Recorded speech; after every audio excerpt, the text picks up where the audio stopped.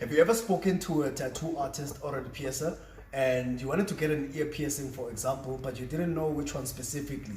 So maybe the conversation goes like this. Hey, can I get an ear piercing? How much is it?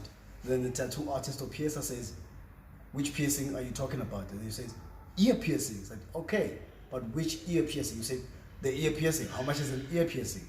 The reason that happens to many people is because when it comes to ear piercings, there's actually a lot. And I'm going to talk about them in this video. And let's just get into it. It's Tattoos by Tshepo. Like and subscribe. Let's get to it. The first piercing that you want to know when you talk to a piercer is an industrial piercing, which goes across your ear like this. I'll attach a picture. And then there's a forward helix and a helix.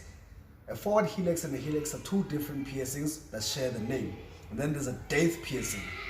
From depth piercing, you've got Tragus and Anti-Triggers. The Tragus and Anti-Triggers share a name, but they're not the same piercing. So this would be a Tragus, and then behind it is an Anti-Triggers.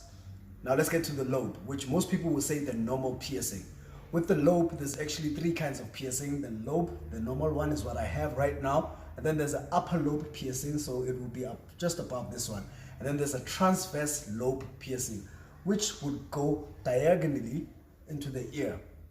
Let's move on. We got another piercing called a snug. A little bit of a cute name, but it's a different piercing again on the ear.